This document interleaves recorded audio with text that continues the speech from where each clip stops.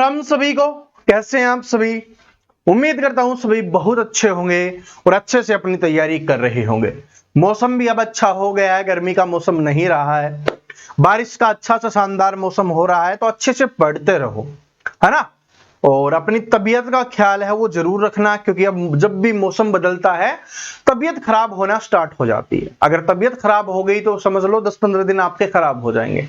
उनको हमें खराब नहीं करना है, तो अपनी हेल्थ का जरूर ध्यान रखना है। अभी ठंडी चीजें खाना बंद कर दीजिए, जो बाहर की चीजें खाते हो वो भी बंद कर दीजिए। घर पे खाओ आराम से और बस पढ़ते रहो, ठीक है जी। जो लाइब्रेरी वगैरह जाते हैं तो बाहर की चीजें कम खाया करो, है ना। चलिए, और भाई आज हम करने वाले हैं आपके एचएसएससी ग्रुप डी के लिए साइंस के क्वेश्चंस, क्योंकि आप सभी को पता है कि साइंस के 15 क्वेश्चंस आने वाले हैं, और उन 15 क्वेश्चंस में आप जितना मैक्सिमम स्कोर करोगे आपके लिए फायदेमंद रहेगा। क्योंकि साइंस में स्कोर करना अगर पढ़ाई करने के बाद थोड़ा आसान हो जाता है, क्योंकि क्वेश्चंस वही आते हैं जो आपने पढ़े होते हैं। थोड़ा सा दिमाग लगाने की आवश्यकता होती है और आराम से आप कर पाओगे। बस पढ़ाई पे फोकस करो। अब समय पता है किस चीज का है? जितना आप पढ़ोगे उतना आपके लिए अच्छा रहेगा। अगर नहीं पढ़ोगे तो फिर दोबारा कई साल और पढ़ना पड़ेगा। हो सकता है कि अगले साल पढ़ना पड़े, और अगले साल, और अगले साल, पता नहीं कब होगा। लेकिन अगर अभी पढ़ लोगे चांस अच्छा है, वैकेंसी अच्छी आने वाली है, कंपटीशन भी ठीक है, ठीक है, तो आप लग जाओ अब। और अब बिना देरी के शुरुआत करते हैं। सारे के सारे शानदार क्वेश्चंस होने वाले हैं। अपने विज्ञान के क्वेश्चंस आज हम करने वाले हैं, और इन क्वेश्चंस को आपको एक टेस्ट की तरह लेना है, जिससे आपको यह भी पता चल जाएगा कि कितनी तैयारी अभी हो चुकी है। 15 में से कितने क्वेश्चंस आप कर पाते हो। यानी कि आज 20 क्वेश्चंस हैं, अगर 20 में जिसने 15 प्लस क्वेश्चंस ठीक कर लिए, इसका मतलब है उसकी तैयारी है वो ठीक चल रही है ना। चलिए, और जिनके भाई 15 से कम होंगे, इसका मतलब है आपको अच्छे से पढ़ना पड़ेगा। क्वेश्चंस क्या है कि निम्नलिखित में से ऑप्टिकल पंपिंग का उदाहरण कौन सा है? ऑप्टिकल पंपिंग का उदाहरण कौन सा है? तो जो ऑप्टिकल पंपिंग होती है, इसका उपयोग है वो लेजर के कंस्ट्रक्शन में इसका उपयोग किया जाता है, ऑप्टिकल पंपिंग का। तो कौन सा हो जाएगा? इसका उदाहरण कौन सा है? तो हो जाएगा भाई रूबी लेजर है, इसका उदाहरण हो जाएगा।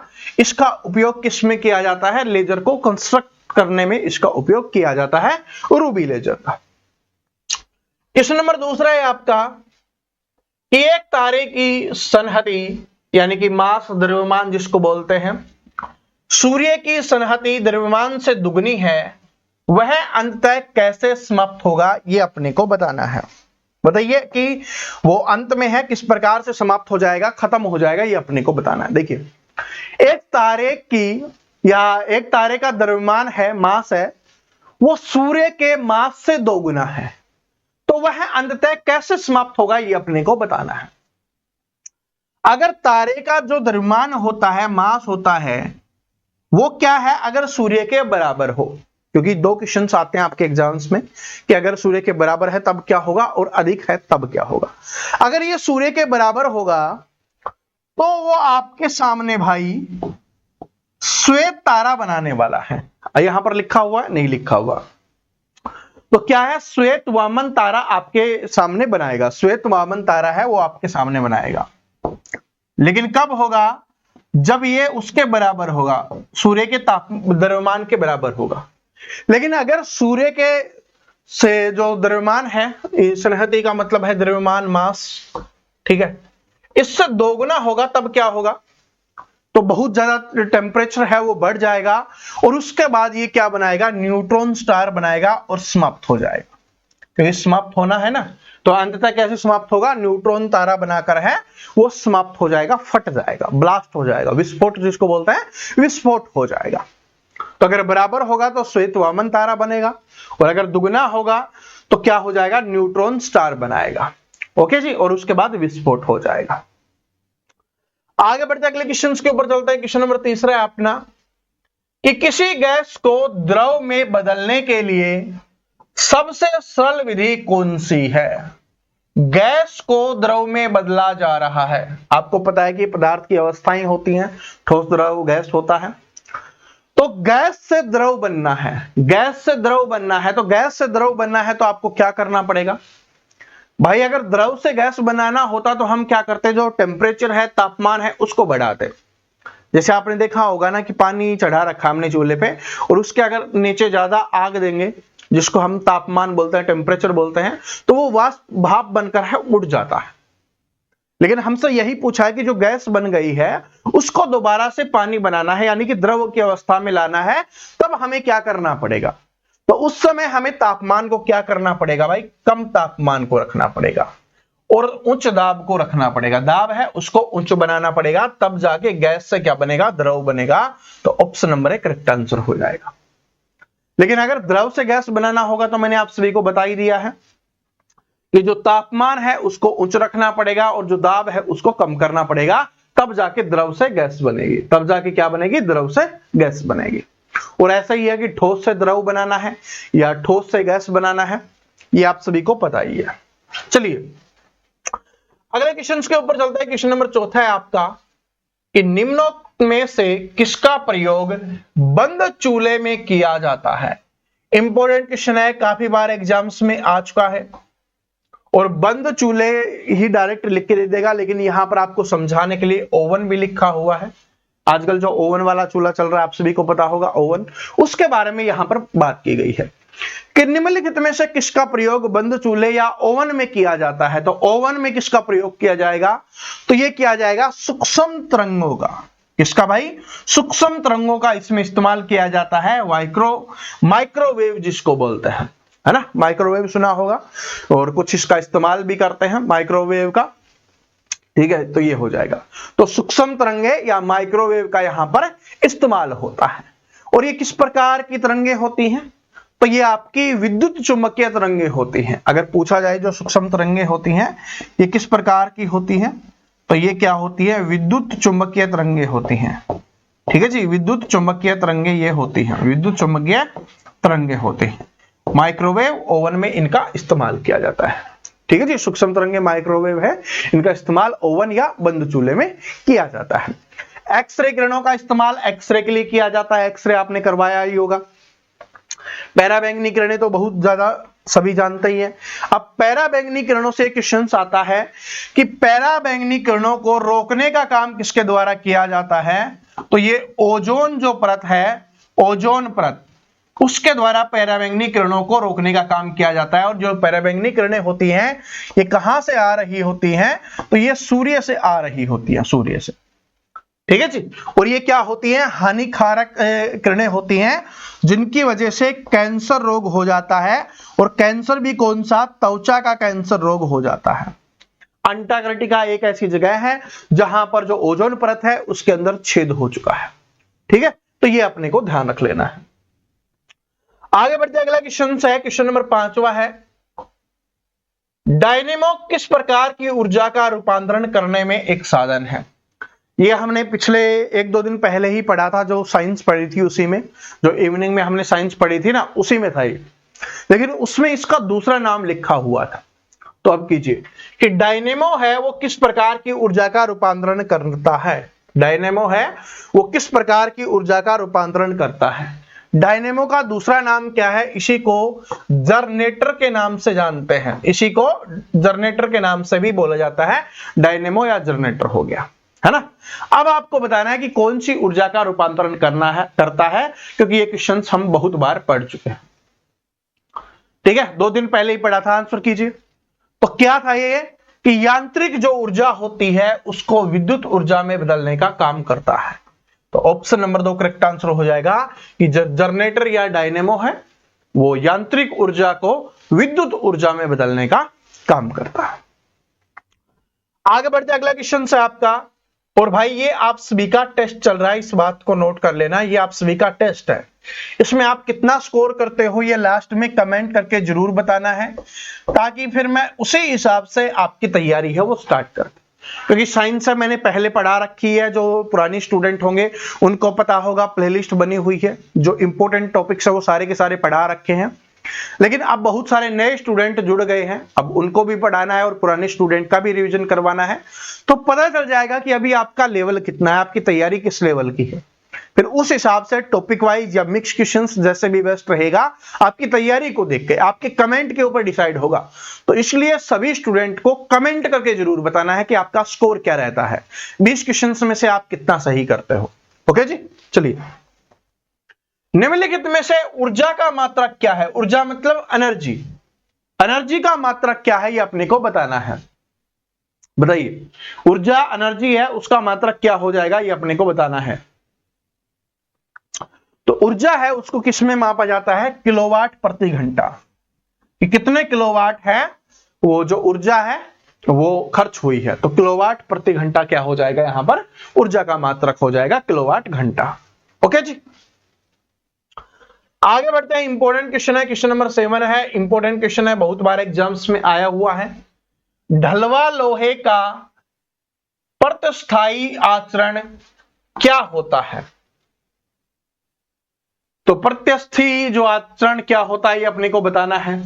ढलवे लोहे का, कहने का मतलब है कि जो ढलवा लोहा है वो किस प्रकार का होता है ये अपने को बताना है। ढलवा लोहा, तो जो ढलवा लोहा है वो किस प्रकार का होता है? बताइए किस प्रकार का होता है? तो जो ढलवा लोहा होता है भाई, ये किस प्रकार का होता है? ये कठोर व भंगुर होता है, कठोर व भंगुर होता है। अगर इस पे ज्यादा छेड़छाड़ की जाएगी तो भंगुर का मतलब है कि टूट जाता है जल्दी, ठीक है जी, जल्दी टूट जाता है, तो भंगुर होता है ये, और कठोर होता है बहुत ज्यादा। तो यहां पर क्या दिया हुआ है? यहां पर कुछ भी नहीं दिया हुआ, ना पहला ना दूसरा, तो क्या हो जाएगा? ऑप्शन नंबर तीसरा करेक्ट आंसर हो जाएगा। दोनों में से कोई नहीं। दोनों का आचरण होता नहीं होता भाई, दोनों में से किसी का आचरण नहीं होता। लचीला नहीं होता, कैसा होता है? कठोर और भंगुर होता है। तो ये भी नहीं है। अगर ये नहीं है तो ये तीनों ऑप्शंस वैसे ही नहीं हो सकते, ठीक है। अगर जिनको ये भी नहीं समझ में आ रहा, कोई बात नहीं, कि भाई जब अगर लचीला नहीं है तो यहां पर दोनों की बात हो रही है, तो दोनों तो है ही नहीं, ठीक है। चलिए आगे देखिए क्या है। किस तापमान पर पानी का घनत्व अधिकतम होता है? इंपॉर्टेंट क्वेश्चन है। पानी का तापमान, सॉरी, किस तापमान पर पानी का घनत्व अधिक होता है ये अपने को बताना है, कि पानी का घनत्व है वो अधिक कौन से तापमान पर होगा। तो जो पानी का घनत्व होता है वो होता है भाई 4 डिग्री सेल्सियस पर। 4 डिग्री सेल्सियस पर क्या होता है? पानी का जो घनत्व है वो अधिकतम होता है। अधिकतम मतलब सबसे ज्यादा होता है। कांच का अपवर्तनांक अधिकतम होता है। अब कौन से रंग के लिए कांच का अपवर्तनांक है वो सबसे अधिक होता है ये अपने को बताना है। कांच का अपवर्तनांक है वो अधिकतम कौन से रंग के लिए होता है? बताओ कौन से रंग के लिए अधिक हो जाएगा? सबसे कम पूछे कि सबसे कम किससे होगा? सबसे कम भी आपसे पूछ सकता है कि कौन से रंग पे सबसे कम होगा। तो लाल रंग के लिए क्या हो जाएगा? सबसे कम अपवर्तनांक होगा। कांच का जो अपवर्तनांक है वो सबसे कम कौन से रंग के लिए होगा? लाल रंग के लिए। जब लाल रंग के लिए सबसे कम है तो सबसे अधिक किसके लिए हो जाएगा? बैंगनी रंग के लिए हो जाएगा, क्योंकि विबग्योर आपने पढ़ा होगा, ठीक है जी। विबग्योर तो वी और लास्ट में आर आता है, तो आर के लिए क्या हो गया? सबसे कम हो गया। तो सबसे अधिक किसके लिए होगा? वी मतलब वोयलेट, वोयलेट मतलब बैंगनी के लिए होगा, ठीक है जी। तो ये अपने को ध्यान रख लेना है, सबसे कम लाल के लिए और सबसे अधिक बैंगनी रंग के लिए होगा। आगे बढ़ते हैं, क्वेश्चन नंबर 10वां है आपका, कि रेगिस्तान में गर्मी में वृक्षों का प्रतिबिंब उल्टे दिखते हैं क्योंकि? जो रेगिस्तान है यानी कि जहां पर मिट्टी ही मिट्टी है अपने राजस्थान में, तो वहां पर क्या है कि वहां पर जो वृक्ष होते हैं वो गर्मी के मौसम में उनका जो प्रतिबिंब बन रहा होता है, प्रतिबिंब समझते हो ना? हाँ, जो प्रतिबिंब बन रहा होता है वो उल्टे दिखाई देते हैं। और कोई गाड़ी चला के ले के जाता है तो पहली बार जाता है तो उसको लगता है कि वहां पर पानी है, क्योंकि पानी में उल्टा दिखाई देता है, तो उनको लगता है कि पानी है। क्योंकि मैंने रीजनिंग में पढ़ाया था पानी में कैसे करना होता है कि भाई अगर ऐसा है तो उसका उल्टा करना होता है। तो पानी में प्रतिबिंब उल्टा दिखाई देता है तो उनको लगता है पानी है, लेकिन वहां पर पानी नहीं होता, फिर भी उल्टा दिखाई देता है। इसके पीछे का रीजन क्या है ये अपने को बताना है। इसके पीछे का रीजन क्या है ये अपने को बताना है। बताइए क्या क्या रीजन हो जाएगा? तो इसके पीछे का रीजन होता है पेड़ों से चलने वाली किरणों का पूर्ण परावर्तन होता है। तो ऑप्शन नंबर 2 करेक्ट आंसर हो जाएगा। ऑप्शन नंबर 2 करेक्ट आंसर हो जाएगा, क्योंकि वहां पर जो पेड़ों से चलने वाली किरणें होती हैं, किरणें कौन सी, सूर्य वाली किरणें, उनका क्या होता है, पूर्ण रूप से परावर्तन होता है। अब बोलोगे सर जी ऐसे क्यों हो रहा होता है? क्योंकि वहां की मिट्टी है ना गर्मी के मौसम में गर्म हो जाती है, तो जैसा ही हवा नीचे वाली जो हवा है वो मिट्टी से टकराती है तो वो भी गर्म हो जाती है कुछ स्तर तक। तो कुछ स्तर तक जब हवा है वो गर्म हो जाएगी तो उसकी वजह से ये बन रहा होता है। और इसी को राजस्थान में हम किस नाम से जानते हैं, या ड्राइवर इसको क्या बोलते हैं, मरीचिका बोला जाता है। ठीक है जी, मरीचिका के नाम से इसको जाना जाता है, मरीचिका के नाम से। सड़क पे आपने देखा होगा कि वहां पर भी चमक दिखाई देती है काफी जगह पे, तो जो चमकता हुआ दिखाई देता है उसी को क्या कहा जाता है, मरीचिका कहा जाता है। ठीक है, तो ये रीजन मैंने आपको बता दिया है कि मिट्टी गर्म होने की वजह से जो नीचे की हवा होती है वो गर्म हो जाती है। आगे बढ़ते अगला क्वेश्चन लेके क्या है, क्वेश्चन नंबर 11 है आपका, कि आवेशित खोखले गोले के अंदर विद्युत तीव्रता होती है। तो जो आवेशित खोखले गोले के अंदर है वो विद्युत तीव्रता होती है, वो किस प्रकार की होती है बताइए। जो विद्युत तीव्रता है वो कैसी हो जाएगी, तो वो हो जाएगी भाई बिल्कुल शून्य, बिल्कुल जीरो हो जाएगी। ठीक है, क्वेश्चन नंबर 12 के ऊपर चलते हैं। अच्छा क्वेश्चन है कि किसी अर्धचालक को गर्म करने पर इसका प्रतिरोध के ऊपर क्या प्रभाव पड़ेगा। तो किसी भी अर्धचालक को गर्म करने पे जो इसका प्रतिरोध होता है उसके ऊपर क्या प्रभाव पड़ेगा, बताओ। प्रतिरोध पर क्या प्रभाव पड़ेगा, बढ़ जाएगा, कम हो जाएगा, समान रहेगा। तो जो इसका प्रतिरोध है वो क्या होता है, कम होता है गर्म करने पर। ठीक है जी, गर्म करने पर कम हो जाएगा। क्वेश्चन नंबर 13 है। वैसे तो ये क्वेश्चन बाई चांस से आएगा, छोड़ना चाहो तो छोड़ भी सकते हो, कोई दिक्कत नहीं है, लेकिन इसका क्या है, VIR है। V बराबर IR हो जाएगा। I का मान हमें निकालना है, तो क्या हो जाएगा, V/R। V का मान कितना दिया हुआ है, 12 दिया हुआ है, और R का मान कितना दिया हुआ है, 6 दिया हुआ है। तो कितना हो जाएगा, यहां पर I का मान 2 हो जाएगा। तो 2 ऑप्शन नंबर 1 करेक्ट आंसर हो, sorry option number 2 correct answer हो जाएगा, 2A। ठीक है, ऐसे करना है। तो ये याद कर लो, VIR। ठीक है जी, जो ओम का नियम है V बराबर IR, ये याद कर लो। ठीक है, चलिए आगे बढ़ते हैं क्वेश्चन नंबर 14 के ऊपर। ये इंपॉर्टेंट है, बहुत बार रिपीट हो चुका है, अलग अलग प्रकार से क्वेश्चन पूछा जाता है।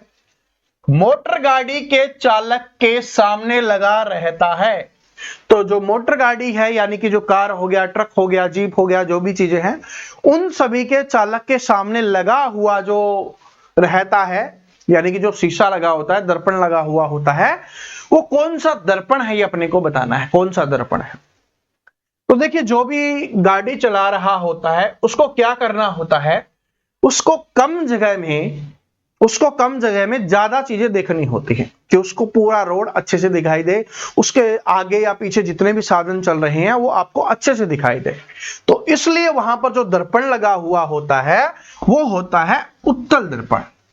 यानी कि कम स्थान पे बहुत ज्यादा चीजें अगर आपको देखनी है तो उसके लिए हम प्रयोग करेंगे उत्तल दर्पण का। सिर्फ गाड़ियों में नहीं, किसी भी चीज में, समझ रहे हो कि भाई छोटा सा मिरर है आपके पास और उसमें बहुत सारी चीजें देखनी है, तो उसमें क्या करेंगे, हम उत्तल दर्पण का प्रयोग करते हैं।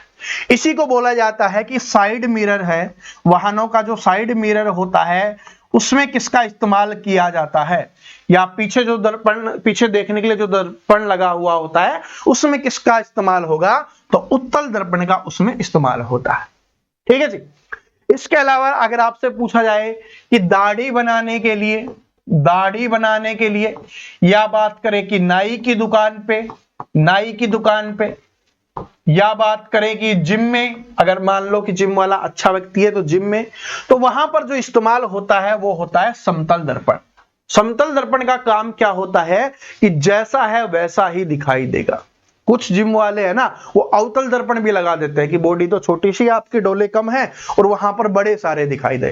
ठीक है, तो आपको लगे कि हाँ अच्छी जिम कर रहे हैं, ठीक है, रियलिटी नहीं दिखती, तो फिर वो अवतल दर्पण का प्रयोग कर रहे होते हैं। यानी कि आपको छोटी चीज को अगर बड़ा दिखाना है तो उसके लिए किसका प्रयोग किया जाता है, अवतल दर्पण का प्रयोग किया जाता है।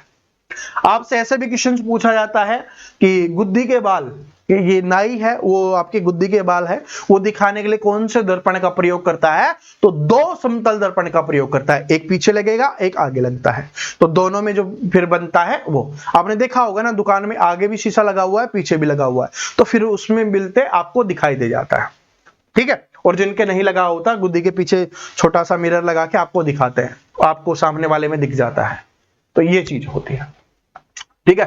तो वहां पर समतल दर्पण, यानी कि जैसा है वैसा ही अगर दिखाई देना है, इस चीज को समझो, तो उसके लिए समतल दर्पण का प्रयोग होगा।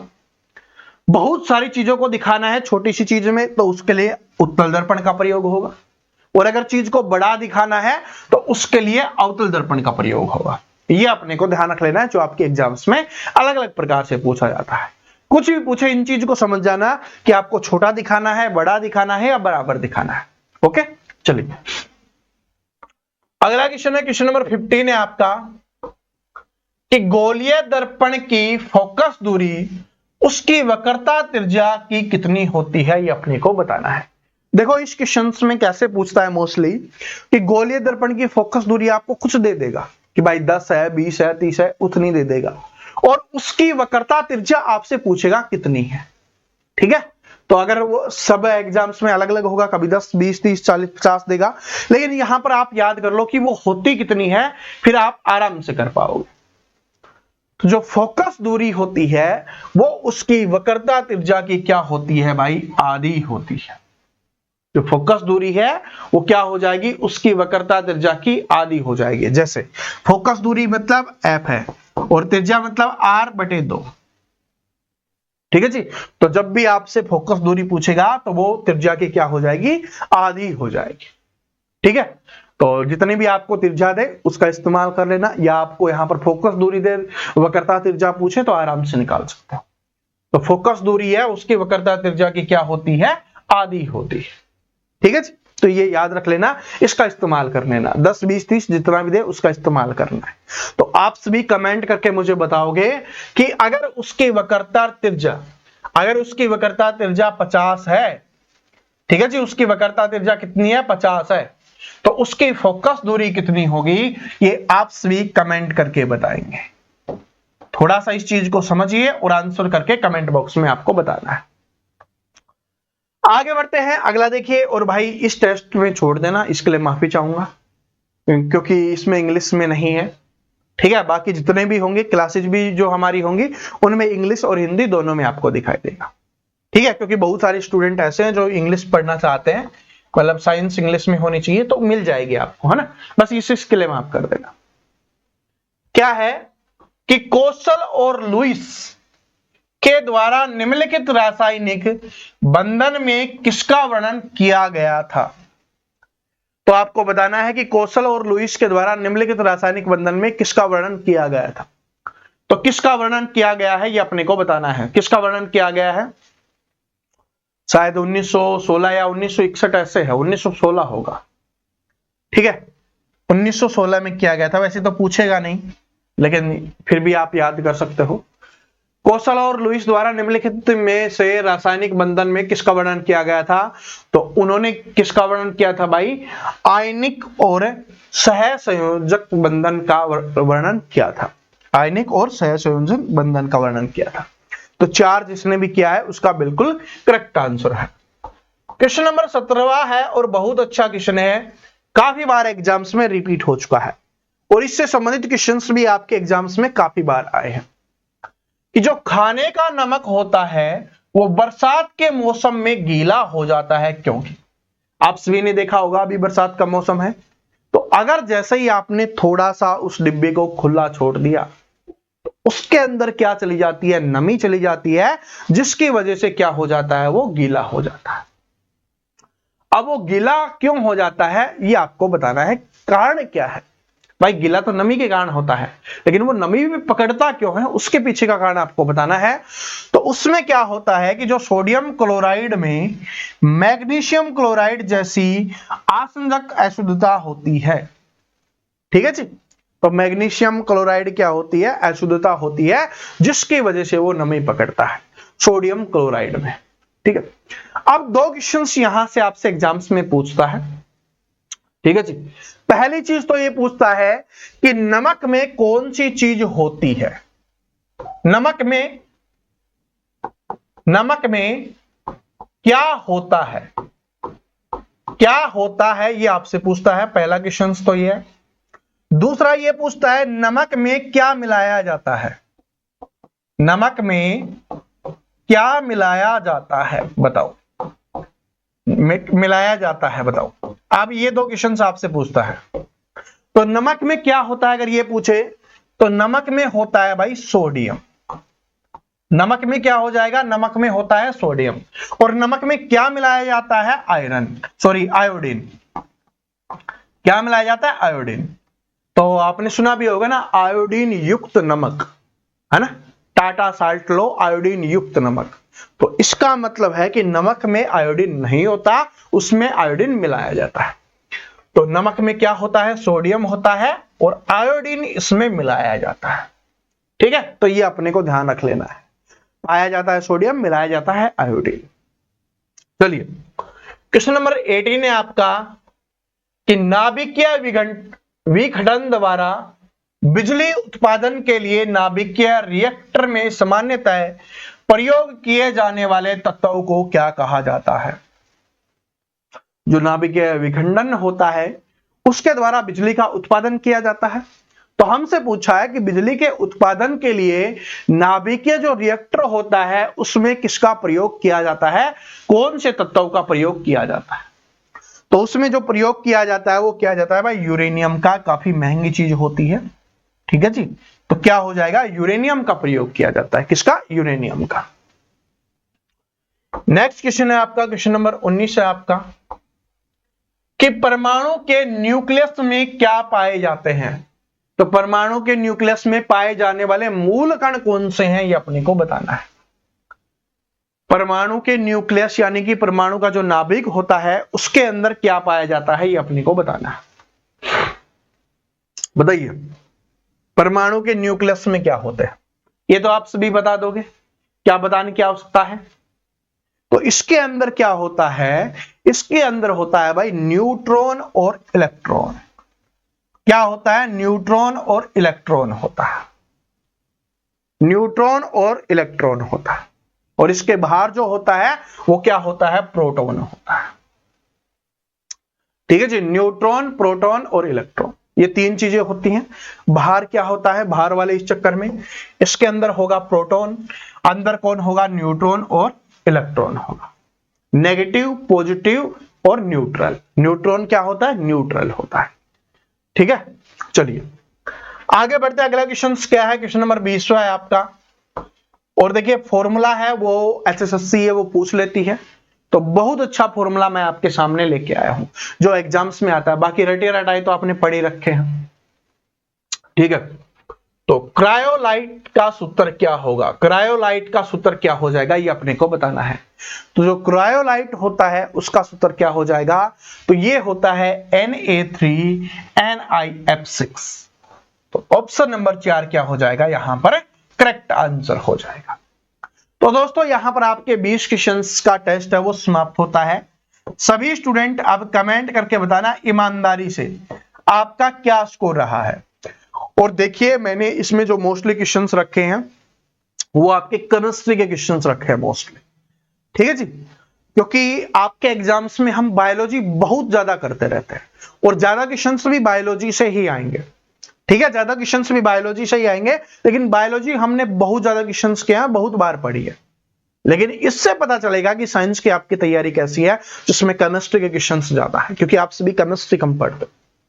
फिजिक्स के क्वेश्चंस हमने रखे हैं, ठीक है, क्योंकि जीव विज्ञान है वो पढ़ते रहते हैं। बहुत सारे क्वेश्चंस, बहुत सारे टॉपिक्स हमने कवर कर रखे हैं और मैक्सिमम क्वेश्चंस भी वहीं से आएंगे, इसलिए ज्यादा टॉपिक्स वही पढ़ा रहे होते हैं, ठीक है जी। तो कमेंट करके ईमानदारी से बता देना, आपकी उसके ऊपर ही डिसाइड होगा कि previous year questions MCQ questions करें, यानी कि ऑब्जेक्टिव टाइप क्वेश्चंस आपको करवाए जाएं, या topic wise objective type questions आपको करवाए जाएं, मिक्स वाले या वैसे, ठीक है। और भाई इंस्टाग्राम पर जुड़ जाना, इंस्टाग्राम का लिंक है वो आपको डिस्क्रिप्शन में मिल जाएगा। वहां पर एचएसएससी के लिए इंपॉर्टेंट वीडियोज आपको मिलती रहती हैं। आज भी एक इंपॉर्टेंट वीडियो आने वाला है जो आपको एचएसएससी से रिलेटेड जो छोटी छोटी जानकारियां होती हैं लेकिन बहुत मोटी होती हैं, वो आपको इंस्टाग्राम पर मिलते रहेंगे। शॉर्ट 1-2 मिनट की वीडियो है, वो वहां पर आपको मिलते रहेगी। ठीक है जी। और जो भी आप कहना चाहते हो क्लास के बारे में, क्वेश्चंस के बारे में, कुछ चीज ऐड करवाना है, कुछ चीज छोड़ना है, तो वो आप कमेंट करके बता सकते हो। मिलते हैं नेक्स्ट वीडियो में शाम को 7 बजे। तब तक हंसते रहिए, मुस्कुराते रहिए, पढ़ते रहिए। राम राम सभी को।